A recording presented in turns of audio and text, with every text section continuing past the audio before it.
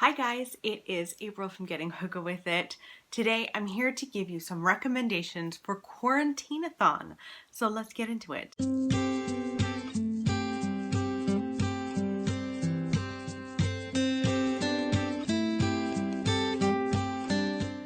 So if you don't know, I am hosting a read-a-thon for the first time called a Quarantineathon.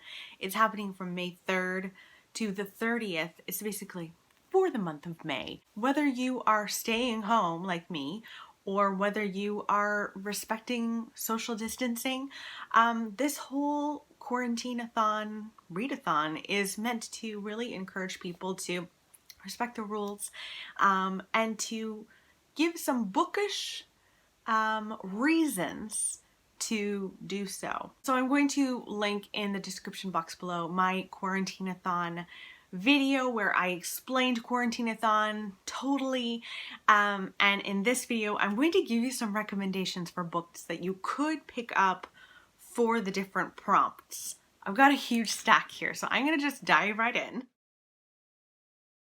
For the first week, I'm encouraging you guys and myself to read books about tough times. We have been through rough times before. We've gone through war and illness and famine and, financial issues before. So this is nothing new and we've gotten through them. That's the whole point of this week. We've been in bad spots before and we can get through them. So I've got several books that really showcase that. The first is definitely not going to be for everyone because it showcases that we've gone through illness, and we've gone through an illness quite similar to COVID-19 before. It's the Spanish flu, and that is shown in As Bright as Heaven by Susan Meissner. This follows a family who moved to Philadelphia, and when they get there, basically, the Spanish flu hits and it decimates this city. I think Philadelphia is one of the hardest hit places for the Spanish flu. But they end up taking in a little boy who is orphaned from the Spanish flu. And it is definitely a difficult read because you are reading about illness, but it's also heartwarming. This family really, really love each other so much, and I really enjoyed the characters. So if you were looking for a story about an illness similar to what we're going through, I would really recommend As Bright as Heaven. And then we've gone through tough times like war before.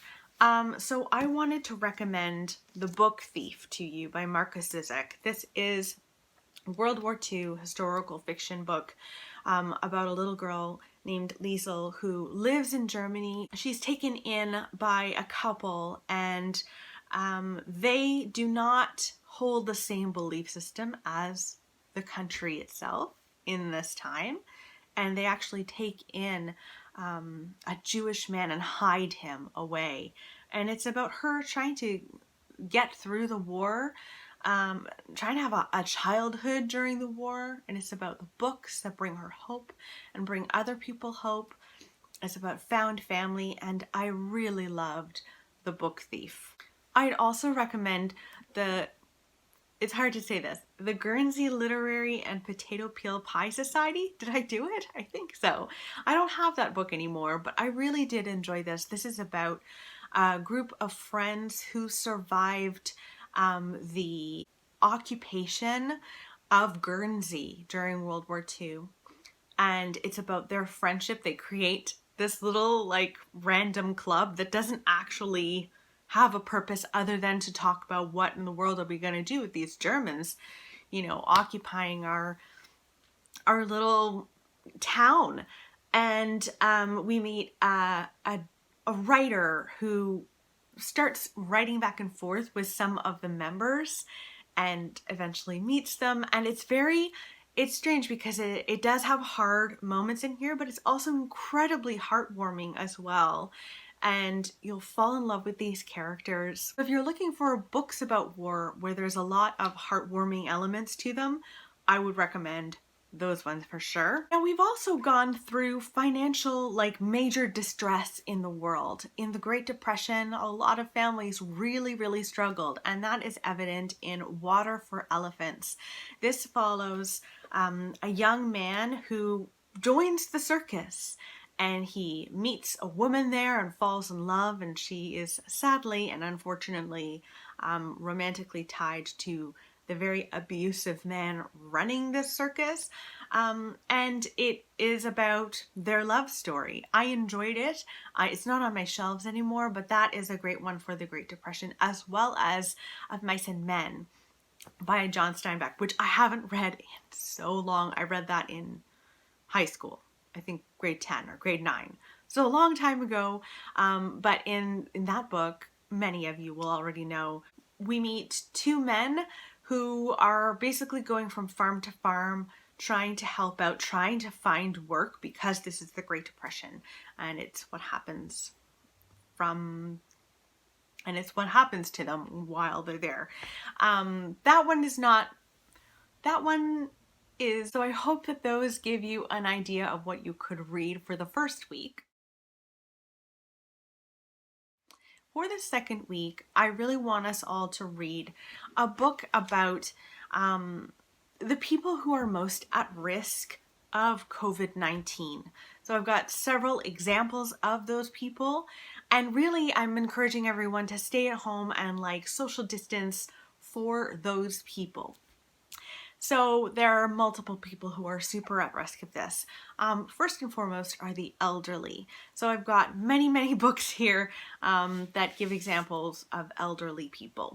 One of the things that is kind of a recurring thing in this group of books is stories about people's whole lives. So either people telling their whole lives or learning about the lives of elderly people and what they've led. The first book I want to recommend for that is The Heart's Invisible Furies by John Boyne.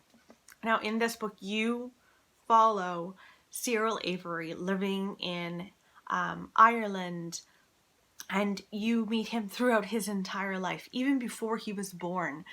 And he is a gay man in the 50s, and it is about his life and having to hide a part of himself that's a really important part, and really struggling with that. And it's about being gay in Ireland when it would be very much frowned upon. And you will fall in love with Cyril, absolutely. He doesn't always make the most, he feels like a very real person, because he's not all good. He makes some mistakes and hurts some people, but he is also someone that you just care so much for. So you can stay at home for Cyril. In Before We Were Yours, we meet a woman who goes to a long-term care home and meets a woman there who really impacts her, and she dives into this person's history and the history of her grandmother, and she learns about their past. And you flash backwards to 1930s, where a bunch of siblings were basically kidnapped, and they were kidnapped by a woman who actually lived named Georgia Tan, terrible woman, who essentially sold them as orphans, even though they weren't orphans. Terrible. But it's about elderly people and finding out their history, and it was really good, so you could stay home for them. Similarly, I loved The Orphan Train. They are kind of similar in some ways. This one follows a young girl who got herself into trouble, and she is required to go and help out by volunteering for this older woman to help clean her home. And this woman and her become kind of friends, and she finds out about Vivian's past. And this woman, who is elderly now, but as a child she was put on an orphan train, which actually existed for many years, from 1854 to 1929. Orphan trains existed in America, where they'd take a bunch of kids and put them on a train, and they would go to town, and they'd all get out, and people would choose them, and most of the time these people were chosen to help out around the house or on the farm. And it is about her story, and I really, really enjoyed it. So you can stay home for Vivian. One of my very favorites is The Boston Girl by Anita Damont. This one tells the story. So she is a Jewish girl living in Boston in, I think it's like 1915-ish. And it's about her life and the friendships that she forms and her meeting the love of her life. It's very, very good, and I really enjoyed it. So you can stay home for Addie. So I had a lot of recommendations for elderly people that you can stay home for. But other people that are at risk from COVID-19 are people who are already ill or have immune issues. One of the examples of this that I don't have here to show you is I Am. This is a biography, an autobiography by Maggie O'Farrell, and in every chapter she talks about a different brush with death that she experienced. And one of the chapters talks about her experience as a child when she had a childhood illness that doctors didn't think she was going to survive from. So that is a really, really good book. I loved it.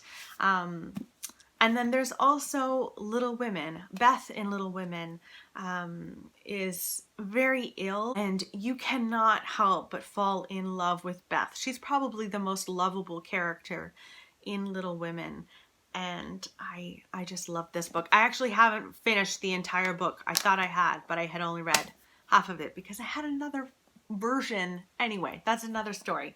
But Little Women is a great one to read, and you could stay home for Beth. A lot of other people who are at risk during this time are people who don't have a lot of money. People who are poor are really struggling through this. So I have several examples of this as well.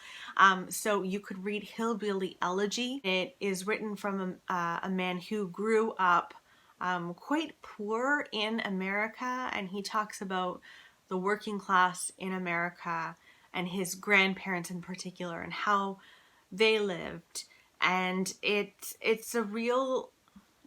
puts a real spotlight on the issues that people who are poor deal with on a day-to-day basis and how they feel very, very stuck in poverty. Another book that I absolutely loved, this book, is The Glass Castle by Jeanette Walls. Jeanette Walls grew up in a very strange environment. Her parents would kind of bounce around from town to town, from job to job, and they always grew up poor. And it starts out with Jeanette Walls driving in a cab, I think in New York City, and looking out the window and seeing her parents homeless, digging through trash, and it's about her experience growing up poor, and it's really emotional. So I really love that one. And then this is a strange one to suggest, but I had to, and it's The Perfect Nanny. This was marketed as a thriller, and I would not say it's a thriller. It's more of a drama, and it's very upsetting. In this book, you find out right from the beginning that the two children in this family are dead, and it looks like the nanny killed them. But this is really a deep dive into poverty, about a rich family who hire a very poor woman to take care of their children. And it is about her story and her experience with extreme poverty. And it's really upsetting. It's very upsetting. So I don't know if you want to read that right now, but it's an option for you. Sorry about that. Nora just woke up from her nap and was very unhappy and wanted to join. So we'll continue with A Little Babe in My Arms. So for the third week of May, I really want us all to read a book about essential workers who are doing what they can right now to keep us safe, keep us fed. We're all so grateful to them. So let's read about them. First, I want to talk about medical aid, all of the people on the front lines who are really helping. So first, in terms of nurses, you could read Cilka's Journey. It's a World War II historical fiction book about a woman who goes through the Holocaust, survives it because of her looks, and many soldiers find her attractive. Unfortunately, at the end of the war, she is accused of having to kind of worked with the soldiers, even though she was essentially raped all the time. And she's sent to a work camp. And there she becomes a nurse, and it's about how she helps people in their darkest times, essentially, sometimes at the end of their lives. And you really care about her a lot. So you could read that. There's also a very wonderful caretaker in Mr. Flood's Last Resort. This can be kind of funny. It's also a bit of a mystery where we follow Maud or Maud, probably Maud, and she goes to care for this man who lives in this big home, but he's a hoarder. I think this is called the Hoarder in England. Anyway, he's a hoarder, and she is taking care of him. At the beginning, she does question, like, there is a bit of a mystery surrounding this man, which is really, really interesting. But you really do end up caring for her, and you need to find out what happens. And I just really, really enjoyed that. So I'd recommend that. Of course, doctors are at the heart of this as well. When Breath Becomes Air is a difficult read because it follows a doctor who is at the end of his life. He got cancer, and it is about the relationship between science and the afterlife, and his take on the end of life as a doctor. It's really, really well done. So that would be a really good one to read. And then, you know who else is working away really hard for all of us and our mental health? Our psychologists. They're still working away. So maybe you should talk to someone is a great one. I just recently read this and loved it. This is about a psychologist who goes to therapy. It is funny sometimes. There's a lot of aha moments in here, so I got a lot out of it, and I probably should have had a highlighter in hand while I was reading this. I didn't. Why didn't I do that? The other essential workers who are keeping us very safe right now are policemen and military. And for that, I would suggest that you read Unbroken by Laura Hillenbrand. This is the story of Louis Zamperini. It's a World War II nonfiction book about his life. And this man was in the Olympics. Then he went to war. His plane was shot down, and he was captured by the Japanese and was put into a POW camp. I definitely recommend reading this one right about now as well. Journalists are also really hard at work letting us know the truth of what's going on with this virus. And so for this, I would recommend that you read We Were 8 Years in Power. This was written by a man who wrote stories, I think in the Atlantic, if I'm not mistaken, throughout Obama's presidency. And it's kind of a compilation of some of those stories and those articles, but he expands on them, and it's really fascinating about the first Black president and the experience of being Black in that position of power, and how racism is still very much something that they're dealing with heavily in the States. I mean, racism exists everywhere in the world, but he really shines a light on it in We Were 8 Years in Power, and I really thought that book was amazing. And finally, some of the people on the front lines are the people putting food on our tables. So grocery store workers. I would recommend The Assistant. I read this book in my New York City literature class. I took that in my last year at Queen's, and it was fantastic. And this is about a man who is robbed. He owns a grocery store. He is robbed one day, and that prompts him to hire an assistant. And this man comes in and kind of changes the dynamics at the grocery store. There's a slight mystery to it. It's more drama than mystery, but I really enjoyed it. So there's that. And then, you know what? I thought I would also throw in I Know Why the Caged Bird Sings. This follows Maya Angelou's life. It's nonfiction, and Her grandmother, who she lived with when she was a child, owned a grocery store, and she was a very loving person. And I thought, you know, for that section, I would include this book in the mix. And for the last week, I want us all to read books about the things that we miss. Now, depending on where you are in the world, I mean, some people are slowly starting to go back to their everyday lives, and other people are still majorly in quarantine. So for those people, they might miss their family and friends in a major way. But for all of us, I mean, I don't think concerts are going to be back anytime soon. Sports will be back in a different kind of way, probably. I'm missing, you know, the library and going to the bookstore because I'm bookish, but so I thought I would recommend some books in that vein here. For my bookstore lovers, I would recommend The Bookshop on the Corner. This is kind of a romance book, and I never read romance books, but I thought this was really fun. This is about a girl who lives in Scotland, or moves to Scotland, and she decides to open up like a mobile library, and it's just very heartwarming and very lovely for this time. If you need something just nice and fluffy, that would be a great one. I'd also recommend 84 Charing Cross Road. It's nonfiction where you follow the letters between two people. One woman lives in America and one man lives in England and owns a bookshop. And she's looking for these rare books, and they like create a friendship together, and it's very heartwarming for sure. And finally, a book that I'm reading right now and really enjoying is The Giver of Stars by Jojo Moyes. This is about a traveling library. It takes place in the 30s, and these women decide to join Eleanor Roosevelt and create a traveling library to people that don't get books a lot. So it's a literacy program, and there's also drama in here, and I'm really liking it. It's making me smile a lot, so that would be a really good one.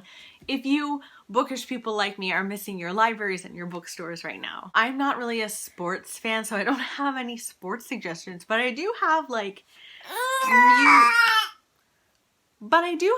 music film suggestions.